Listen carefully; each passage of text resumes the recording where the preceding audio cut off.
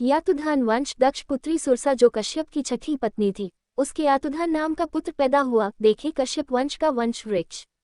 सुरसा पुत्र यातुधान के वंशधर यातुधान जाति के नाम से विख्यात हुए। यातुधान जाति के लोग बड़े शौर्यवान तथा योद्धा होते थे। ये लोग प्रायः सैनिकों का कार्य करते थे और दूर दूर तक युद्ध करने जाते थे। यातुधान को 37वीं-38वीं पीढ़ी तक इस जाति की संख्या बहुत बढ़ गई थी।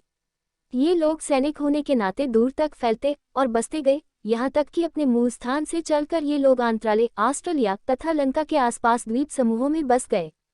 पहले ये लोग पोलस्त वैश्रमण कुबेर के साथ लंका में रहकर कुबेर की यक्ष संस्कृति, यक्ष जाति ग्रहण कर लिया और बाद में पौजास्ती वैश्रमण रावण के राज्य में रहकर लंकावासियों के साथ रक्ष संस्कृति ग्रहण कर लिए और राक्षस कहे जाने लगे। यहाँ यक्ष और रक्ष संस्कृति पर संक्षेप में कुछ लिखना आवश्यक समझता हूँ।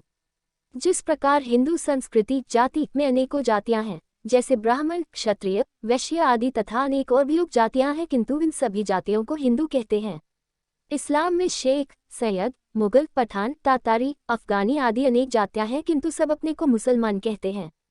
यही बात यक्ष और रक्ष संस्कृति में भी है। लंका में देव, दानव, दैत्य, यातुधान, नाग, आर्य, अनार्य आदि अनेक जातियां निवास करती थीं। जब वहां कुबेर ने अपना राज्य स्थापित किया तो उक्त सभी जातियों को यक्ष नाम देकर एक झंडे तले ले आया, जिससे सभी जातियों में सौहार्द बढ़े और एक विचार के हो जाएं। जब रावण, जो कुबेर का सौतेला भाई या कुबेर से लंका का राज्य छीन स्वयं वहां का अधिपति बना, तो उसने रक्ष संस्कृति की नींव डाली। रक्ष संस्कृति क्या है, इसे आप रावण के मुख से ही सुनिए। जब रावण अपनी विजय यात्रा करते हुए कैलाश पहुंचा तो वहां शिव से पहले विग्रह किया, किंतु हारकर शिव की शरण हुआ। शिव ने पूछा, तुम्हारी यह रक्ष संस्कृति क्या है? रावण ने जवाब दिया, आप देखते हैं आर्यों ने आदित्यों से पृथक होकर भरतखंड में आर्यात्रक बना लिया है। वे निरंतर आर्य जनों को बहिष्कृत कर दक्षिणारण्य में भेजते रहते हैं। इन बहिष्कृत आर्य व्रात्यों के वहां अनेक जनपद बस गए हैं।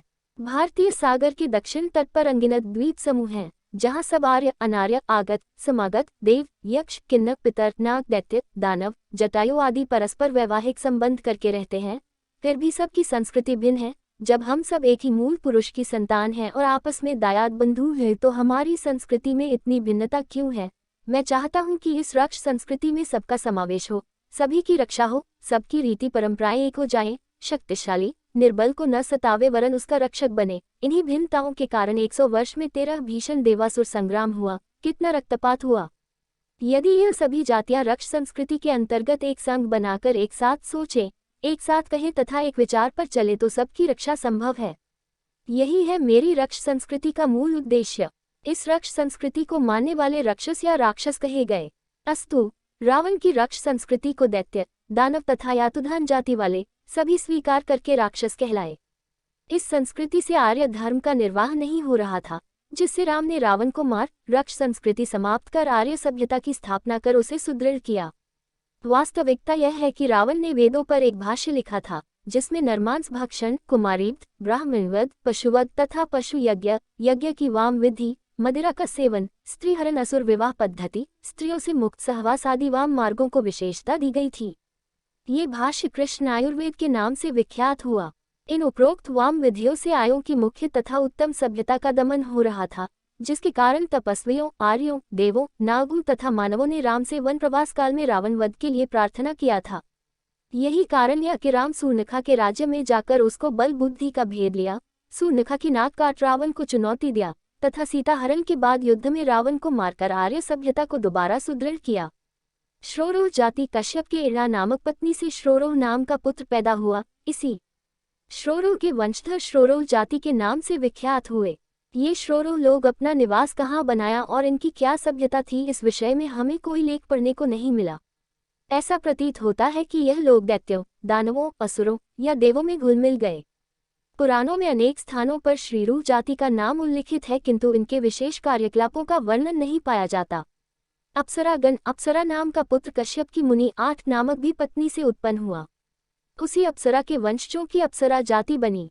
कुछ लोगों की धारणा है कि अप्सरा इंद्र सभा में नाचने गाने वाली स्त्रियां ही हैं, किंतु ये भ्रम मात्र है। वास्तव में अप्सरा एक जाति का नाम है।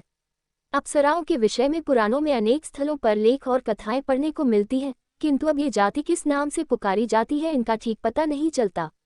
ऐसा प्रतीत होता है कि अप्सरा जाति गंधर्वों में मिलकर विलीन हो गई। पुरातन लेखों में अनेक स्थलों पर अप्सराओं के कुछ नाम भी लिखे हुए मिलते हैं। उन सब का संकलन कर यहाँ कुछ नाम दिए जा रहे हैं।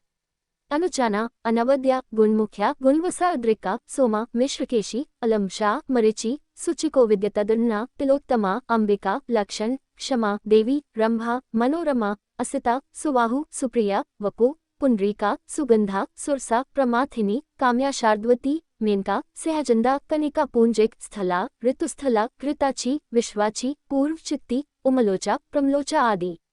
इनमें पुरुष तथा स्त्रियां भी हैं। एक उपरोक्त नामों में पुरुषों और स्त्रियों के सम्मिलित नाम हैं तथा कुछ नामों से अलग कुलों का भी संकेत मिलता है। ये लोग देवलोक के निवासी थे। इस जाति में नृत्य, गान, संगीत कला, वाद्य कला तथा श्रृंगार कला की विशेषता रही है। इन अप्सरा स्त्रियों से देवों का स्वच्छंद सहवास तथा मनोरंजन आदि का संकेत प्राचीन लेखों से प्राप्त होता है। इनके पुरुषों में नाट्य कला तथा वाचकला आदि के गुण मुख्य रूप से पाया जाता था तथा स्त्रियों में नृत्य, गान तथा श्रृंगार आदि को प्रधानता थी। जिस प्रकार वर्तमान कथक लोग अपने गान, वाद्य, नृत्य आदि संगीत कला से मुग्ध, विमोहित करके दर्शकों को आश्चर्यचकित कर देते हैं, उसी प्रकार यह अप्सरा पुरुष तथा स्त्रियां इस विषय की महान विज्ञ थीं। ऐसा जान पड़ता है कि गंधर्व विद्या और अप्सराओं की कलाएं सम्मिलित रूप से इन कथकों को विरासत के रूप में मिली हैं।